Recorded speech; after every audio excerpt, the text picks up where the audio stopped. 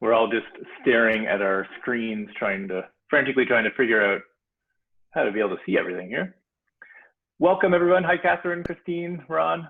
So good to see you guys. Winnie, sorry I missed you. You were off my page there. Welcome. We'll get started momentarily here. We'll just giving people an opportunity to get logged in.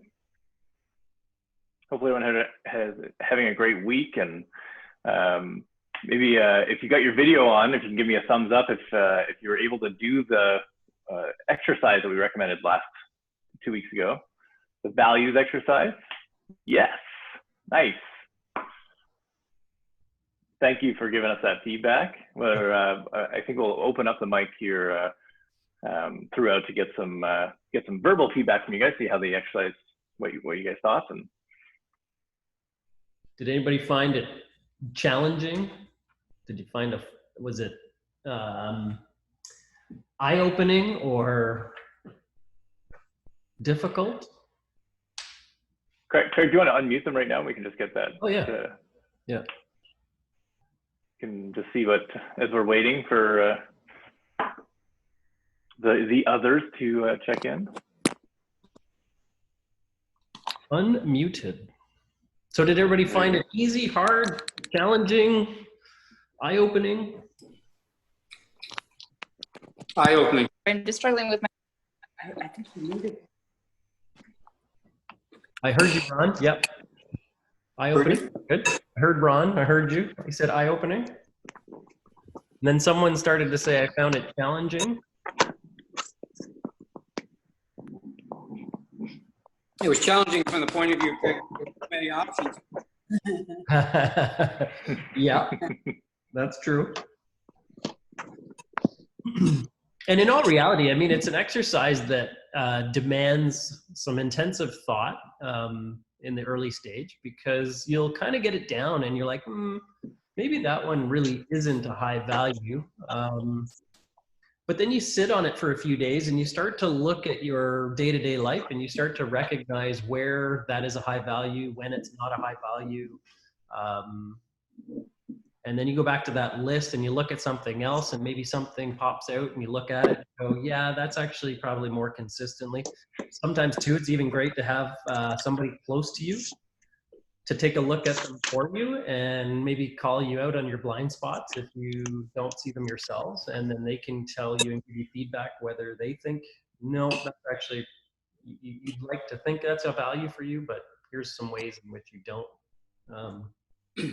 So it's kind of a process in which you kind of finally funnel it down. But I mean, ideally what we would like you to do is get it down to like 3 to 5 highest values. I mean, it doesn't mean that the other ones aren't values. It just means that your highest kind of like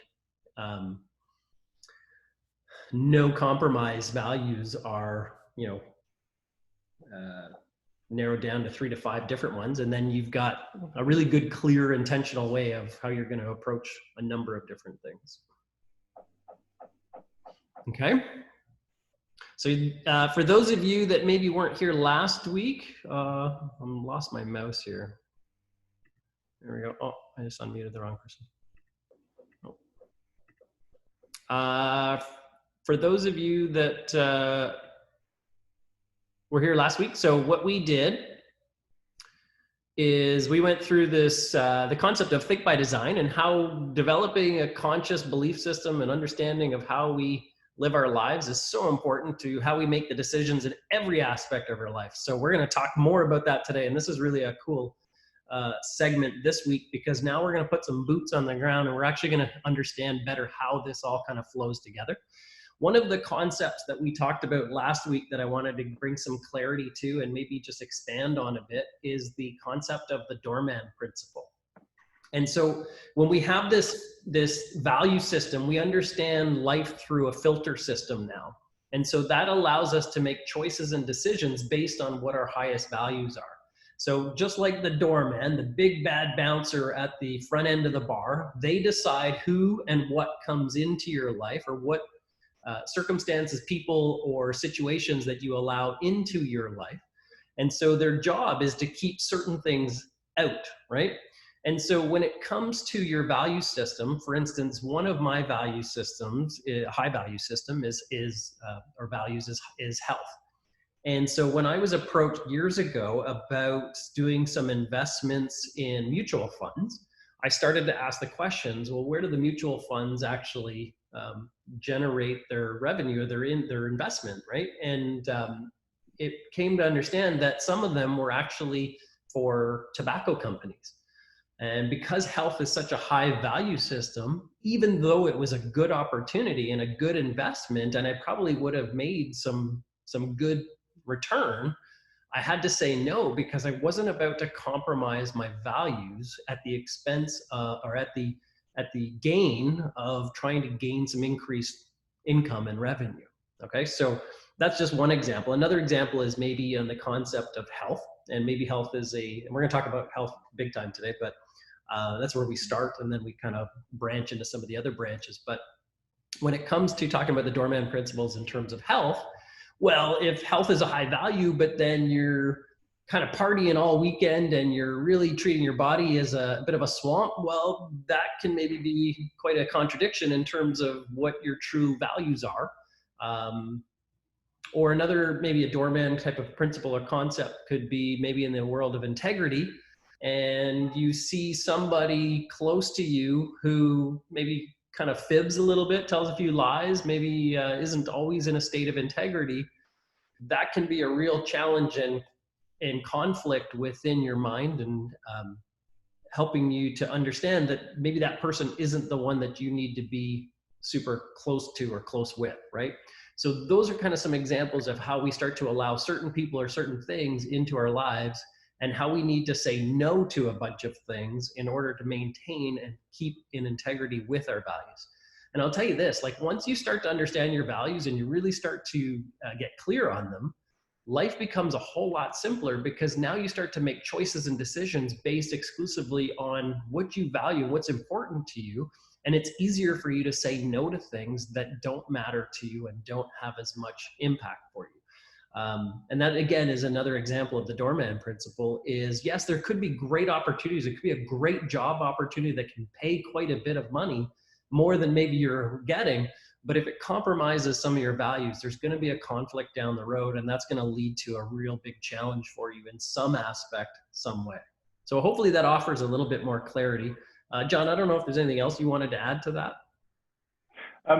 Just to add on to that, when I started to use the Doorman principle like consciously, so I'd actually, because I think for most of us, I still have to do this consciously. It's like it doesn't always happen automatically. I'd like it to, but so I actually have to kind of think through when I'm faced with a decision. But one thing I noticed, and I think this is probably one of the biggest returns on kind of making this a consistent habit in your life, is every time you make a choice based on your hierarchy of values, that boosts your self-esteem. Like it's like basically you're making a little deposit into your own self-esteem. Become more because you're making a choice that because you've determined your values, and your values are in a hierarchy that moves you toward the life that you want. So you're saying these are the things that are most important to me to live a fulfilled, happy life. Then every time you make a choice that is kind of moving you down that road, it gives you a little, I think of it like a deposit into my self-esteem. And so then the process actually gets easier and easier as you go along. Probably the biggest example of this in my own life has been in relation to health. And like, so a really, really specific example is that I know when I don't get enough sleep, like my performance in every other category goes down. And I actually kind of fought against that for a long time, especially when I was, single and living a pretty free life. And I would, stay up late, and I realized once I started to observe this relationship, like, well, this doesn't really make sense. I'm saying health is really a high value for me. I know when my physical health is better, I perform better in every other category, and yet I'm compromising my sleep all the time. So that was like a clear contradiction. Once I sorted that out, started to prioritize sleeping, that had this massive downstream effect in terms of all the kind of enjoyment and fulfillment that I would gain from my life. So this does get, it can seem a little bit abstract, but it absolutely applies in like very practical circumstances, and that was a good example I could think of. Great. Okay. So hopefully that offers a bit more clarity on the doorman. We're actually going to kind of again bring some of those concepts into more concrete examples as we go through the branches of our lives, and we're going to get started with those today. So again, when we go through today's exercises, now that you've got your values, and again, we're going to encourage you, if you haven't done so and you've still got them narrowed down, and some people I've talked to have got them narrowed down to 10, and some others are down to 3, and that's okay, because what this whole process is going to be is a evolution. We're going to start to organically start to develop it, and it's cool because when you start to go through some of these key questions in regards to the different categories of your life, you'll start to go back and look at that values list, and you'll start to understand things even better. So don't worry, don't fret. So, okay, so the 4 key questions we're going to talk about today are, what do you believe? So it's really the concept of what is your conscious belief system about a certain category or certain topic. And we're going to delve into health here in a minute. Then we're going to ask the question, like, what do you want? Like, what do you want your health to be like? What do you want your social life to be like? What do you want your vocational life to be like? What do you want your financial life to be like? We're going to ask all of those key questions. Why do you want it? What is the number one driving force for why you want health? And then what actions are you willing to take in order to achieve that level of health? Or what are the action steps that you need to do in order to express what it is that you believe and what it is that you want with regards to health? Okay. Now, some caveats or some ground rules with this, and we've kind of led to this a little bit, is that when we start to get contradictions in our value system and in what we believe, and then our behaviors. So you've got your belief system of what you understand, but then you've got your your behavior, and behavior never lies. So if your behavior is one thing and your belief is another, so if you're saying one thing and your behavior exhibits a different story, well, then you've got a contradiction. And the bigger the level of contradiction, the bigger the level of destruction, or the biggest, so hopefully that understands. So when we talk about belief systems, we talk about our behaviors, we've got to make sure that they're on the same page. And that's when I say when life becomes easy and our self-esteem rises, is because we're in congruency with how we understand that and how we act and how we behave and how we make decisions and choices and all those things. Okay. One thing actually I wanted to bring up with regards to values, which I think is another fun example, and it's especially helpful with couples. Let's say that in a couple or in a relationship, let's say that one partner has a really high value for technology, just really loves everything about technology, right? And then the other partner has a really high value for children. What's interesting when it comes to our values is, let's say that they both walk into Bayshore.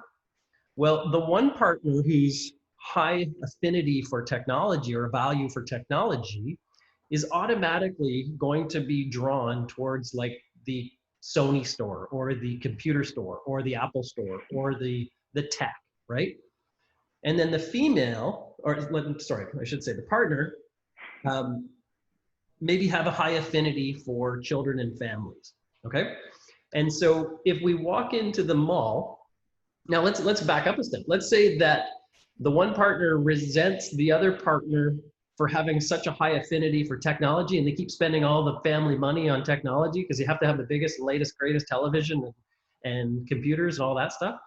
And the other partner's like, well, I don't know, we already got clothes for the kids. Like, I don't think we even need more clothes for the kids. Like, why do we need more clothes? We can just get secondhand clothes. Like, so you understand now we start to have this bit of a conflict within the relationship.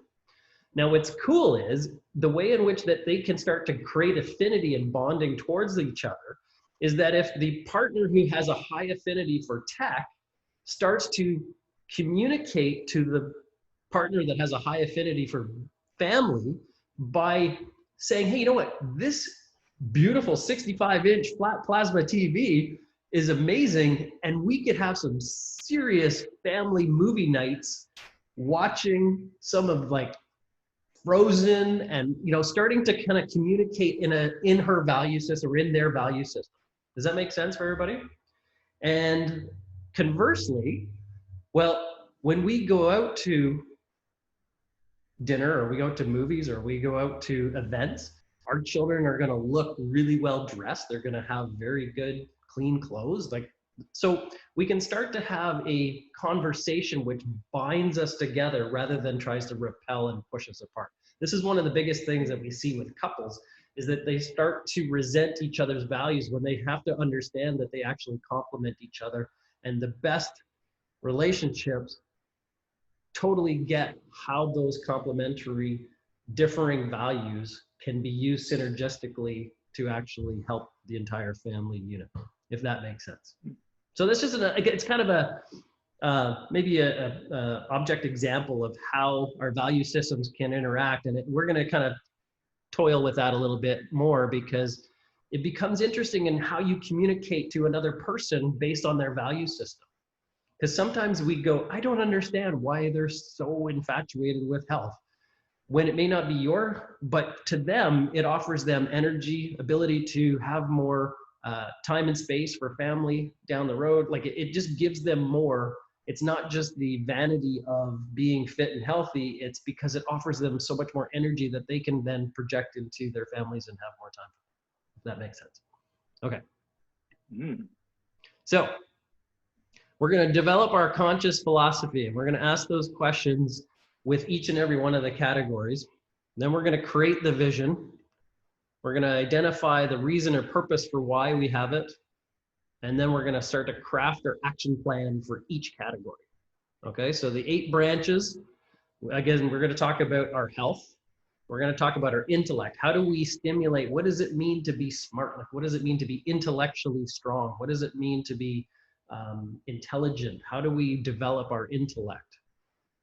What is my inner state? Like my, you know, some call it the spirituality. What is my inner being? Like, how do I resonate on a daily basis? My family life, our relationships, my career, my finances. What do I think about money? How is money good? Is money bad? Is it the root of all evil? Is it, what is money to me? And then again, what is our legacy? How are we going to leave this world maybe different than we found it? And what is that going to look like? Okay. So Dr. John's going to take over. We're going to talk a little bit more about health. Yeah, well, I think I did to jump off where Craig does that previous slide, those 8 branches, just to give you guys a bit more context. We're going to share with you, actually at the end of today's call, we'll share with you the Think by Design manual. And Think by Design is, if we boiled it all down, it's really asking those 4 questions relating to these 8 branches. So, and that sounds like super simplistic, but it's actually, there's just so much gold in just asking those 4 questions. And then these are 8 branches that, you know, we've considered. We think they encapsulate your, you know, all the major categories of your life. There may be other ones, so you may have a different list of 8, but this is a good suggestion. And to apply Think by Design to your life would be to go through each one of these branches and then ask these 4 questions. Today, what we'll focus in on is actually just the first step of the My Health category.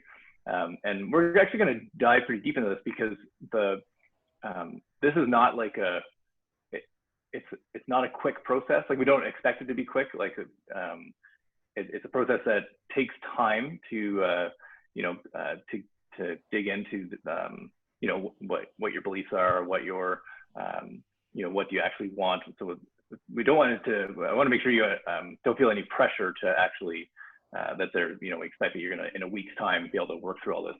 I usually let people know, okay, it's going to take about 6 months to do this in a way that would be, that's going to have kind of lasting effect. And then you just keep iterating on it. So with that kind of pre-frame, if when we talk about that first question, what do I believe? I guess like a fancier way to think about that is like is actually what is your conscious philosophy? And it's funny because when we see the word philosophy, or I don't know, when I used to see the word philosophy, apart from thinking about like my philosophy 101 course that I had to take at university and like how little it seemed to apply to my life, like I felt like the concepts are so abstract, and that kind of fit with culture. The way culture talks about philosophy is really, it is all about abstract thinking. It's kind of, people do it as an exercise. It doesn't really apply to real life. But actually, what a big pivotal moment for me was to realize that, like, well, a philosophy is simply just like, what do you believe about a certain topic or set of topics? And so basically you're asking the question, what do I believe? And it's super valuable to actually consider, what do I believe about these really important parts of my life? So today we're going to talk about, what do we believe about health? I think we have a quote here first. So is that what's up next, Craig? Yeah, this is, comes from a book called Philosophy, Who Needs It? So I'll just read this. You guys can read it off your screen, but I'll read it out loud for anyone that's not watching. A philosophic system is an integrated view of existence. As a human being, you have no choice about the fact that you need a philosophy. Your only choice is whether you define your philosophy by a conscious, rational, disciplined process of thought and logical deliberation, or, and I think it's next slide. It's a long quote. Or let your subconscious accumulate a junk heap of unwarranted conclusions, false generalizations, undefined contradictions, undigested slogans, unidentified wishes, doubts, and fears, thrown together by chance, but integrated by your subconscious into a kind of mongrel philosophy and fused into a single solid weight, self-doubt, like a ball and chain in place where your mind's wings should have grown. And I love this quote. Every time I read it, I get chills.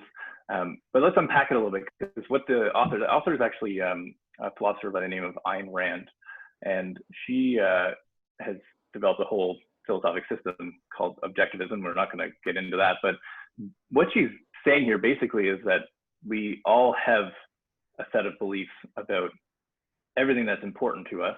It's just whether we've actually thought through and made them conscious, or if we're just acting on the unconscious beliefs that get inserted. And so that's, what we learned from our parents, what we learned from, our teachers, our preachers, our, just culture at large. And the scary part is that I found this super scary. Like a lot of the things that a lot of the actions I was taking in my life were based on like unconscious beliefs, things I just had never thought about. And when I made them conscious, like, oh, I don't actually believe that's true.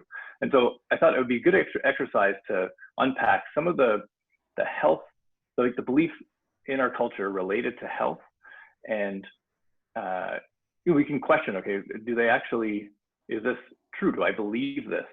And at the same time, I'll contrast those with some beliefs that upon reflection, these ones are more congruent with how I view health. So we'll start off, let's just jump right to that, Craig, just for the sake of time.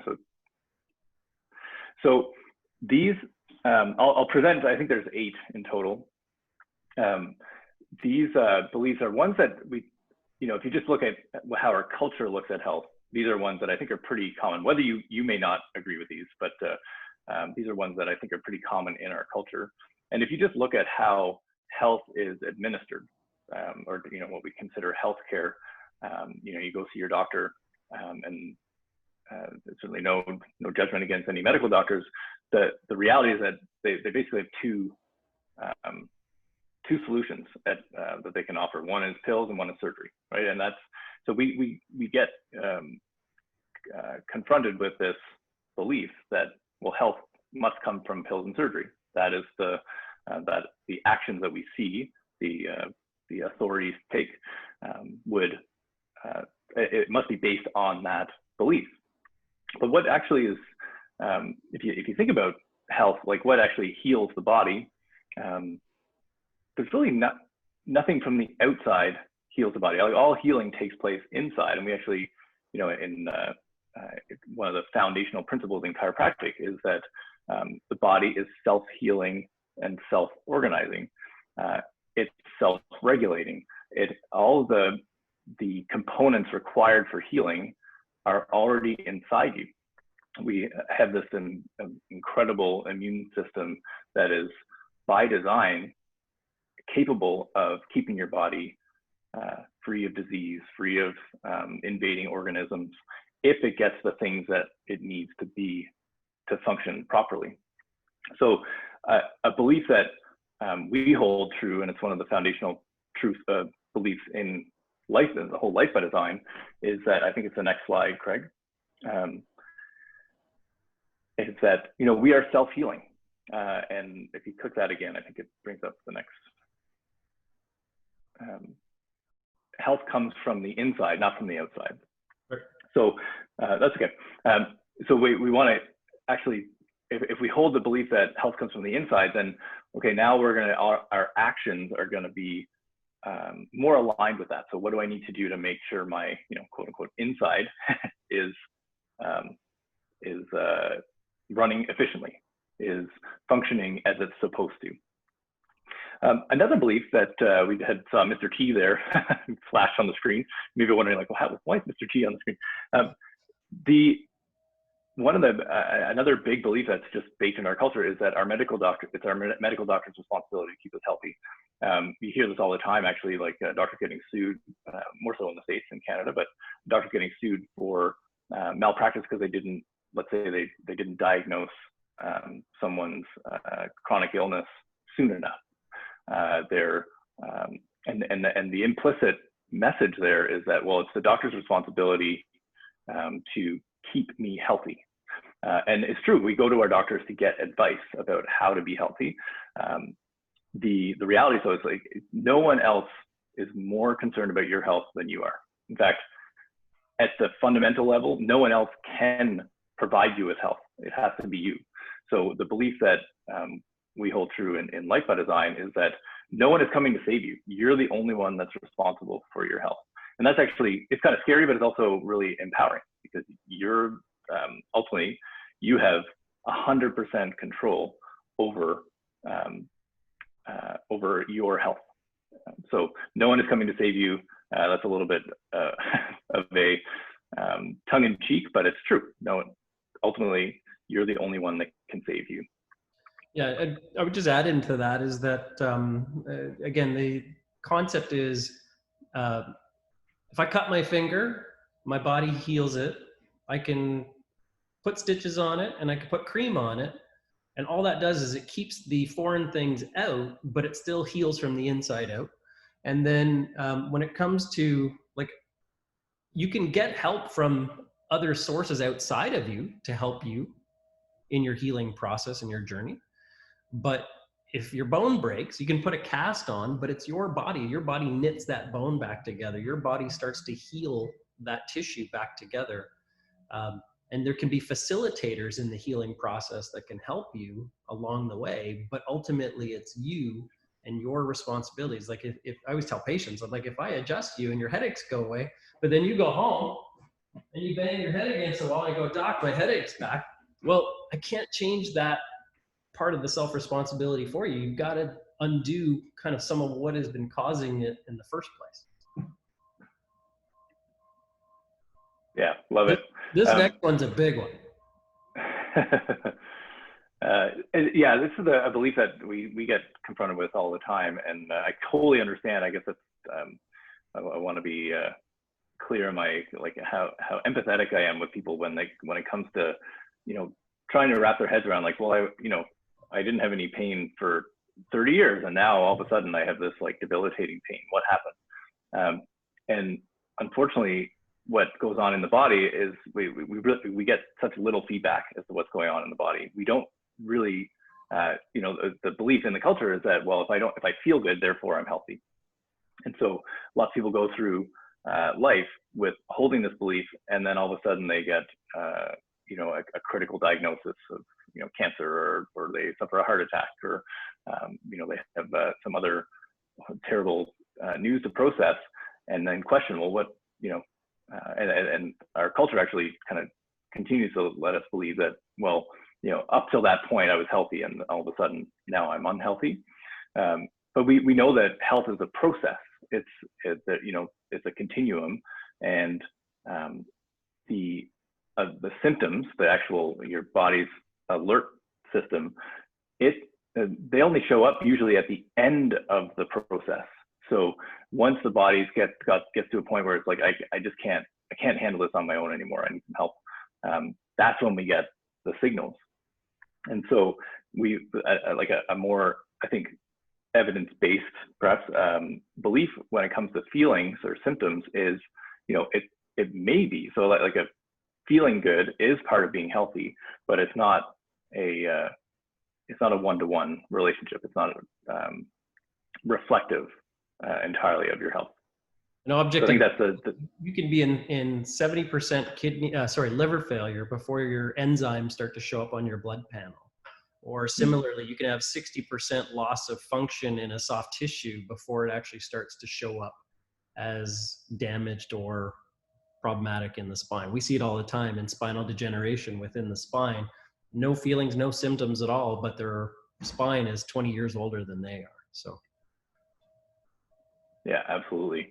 So a lack of symptoms may mean we're healthy, but it's not a great way of judging or measuring your health. I think there's one more there, Craig. Another one that we get confronted with, and it's it's one of the hardest parts of practice I find, is people that have just accepted that their health problem is just part of who they are. I only get normal. What's that? I only get normal headaches. Oh, normal headaches, yeah. And the tongue in cheek, but we hear that quite often, and it's like, well, it's not normal to get headaches. I mean, it's like a warning sign letting you know that something's up, something's wrong. It's not normal to get headaches. If it was normal to get, it's common. It's common to get mugged in Central Park, but it's not normal. Like it's not normal to work with body sense. And just again, to be kind of abundantly clear, like what the people, I understand why we hold this belief, because this is what our culture teaches us, that sickness is just part of life. Like everyone gets sick and dies. That's kind of like an overarching belief, and it's true. Of course, we all die, but there's nothing in our genetics that dictates that we're going to get sick. And so I think one of the messages that at least we try and impart at the practice is, we want to just focus on what's wrong. There could be a lot of things what's strong. There's a lot of things there could be a lot of things going wrong. And we can choose to focus on that, or we can choose to focus on, okay, well, what do we know is right in your body? What do we know that is, understanding that your body actually has the capacity to heal, and it goes well beyond what any of us can imagine. There's so many incredible stories of how people are able to heal themselves. So another one that we get confronted with is, what do we believe makes us sick? And when people are struggling with a sickness or illness, often it's boiled down to these three things. It's either bad luck, bad germs, or bad genes. And all those three things, of course, there is such thing as bad luck. You can walk out your front door and get hit by a car. You can get exposed to, we just, we're currently dealing with a virus that's, has had a huge impact on our lives. So there can be bad germs. And of course, there's also genes that can make it more likely that we develop certain chronic health problems. The reality, though, is that while those three things make up parts of it, we know that ultimately it comes down to our actions and behaviors, the things that we do day in, day out. That's what is the biggest determinant on our health. And so a good concept called epigenetics, and I don't want to go down too far here, but take the simplest way to look at this is that we are born with genes. You can't change those yet. I'm sure at some point in our lifetime we'll start to see gene splicing and stuff. But we're born with genes. They determine who you are. But it's actually the way that our choices interact with our genes. That's what creates your health. And the cool thing about this is that if you look at this picture, you know, your genes actually, when it comes to your health, and particularly chronic health problems, cancer, heart disease, diabetes, with the big things, genes play a very small role. Your choices, right, your actions and behaviors play a much bigger role. Upwards of, depending on which research you look at, 80 to 95% of all chronic health problems are resulting from the right side of the picture here, from your choices. And again, that can be a little bit scary, but that's also really empowering because you are in control. There's one more. That one, the last belief here, that one Twinkie won't cause harm. This is often we hear this portrayed as the everything in moderation. And when it comes down to it, you know, it's true. One Twinkie won't kill you. That's absolutely true. However, every action we take has has an effect. It's cause effect. So if we eat a piece of food, and I'm not suggesting that you don't ever eat a Twinkie again, but just know that there's an effect, and it's going to move you away. Like every choice we make moves us either toward or away from the healthy body that we want. And so just knowing that, you can make more conscious choices, you know, and weigh out the pros and cons. So every choice matters is actually the more empowering belief. Ultimately, though, the reality is the final arbiter. So a good place to finish up here is we can do, I encourage you to do a kind of recap on your own about maybe some of those beliefs rang true to you. Maybe I'm guessing that the ones on this call are going to probably already identify or resonate with the we'll call them the life by design beliefs. But ultimately, you just got to look at your own result, like your current reality. So if we're talking about health, your current health is a reflection of your past choices and behaviors. And so if it's not lining up, if you're not experiencing the health that you want, then we need to look back and see, okay, well, what actions and behaviors do we need to change? Every action or behavior is based on a belief. So often we have to kind of cycle all the way back to, okay, what's the underlying belief? Does that move me toward the health that I want? Any comments there, Craig, as we finish up? Any comments. One thing I wanted to kind of share when it comes back to these key questions, and let me just, let me close out the show and bring up. So what I've done over the years, and as I've developed this process, is I've started to write out exactly what my belief system is when it comes to health. We've got about a minute here, so hopefully I don't get cut off. But my physical health is the most important aspect of my health. When my body is strong, flexible, and energized, it affects my entire life in multiple and profound ways. I'm able to lift, run, golf, play hockey, and do the many things that I enjoy. My body is to be nurtured, polished, adored, and treated well throughout life. By directly taking care of our bodies, we show ourselves how much love and appreciation we have for ourselves. The physical self mirrors the mental, emotional self, and vice versa. I am in full control of my health and fitness. The choices that I make determine my physical health and fitness. The choices that I have an incredible impact on the vision of health for our children.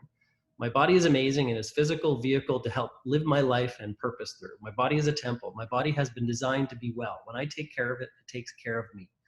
And so I kind of go on about that. And then as we get into next week's, we're actually going to talk about what my vision is for life. And we're going to share with you a little bit more about what does it look like? What is my vision for 20 years, 30 years, 40 years, 50 years from now? And how do we create this vision of life for health-wise?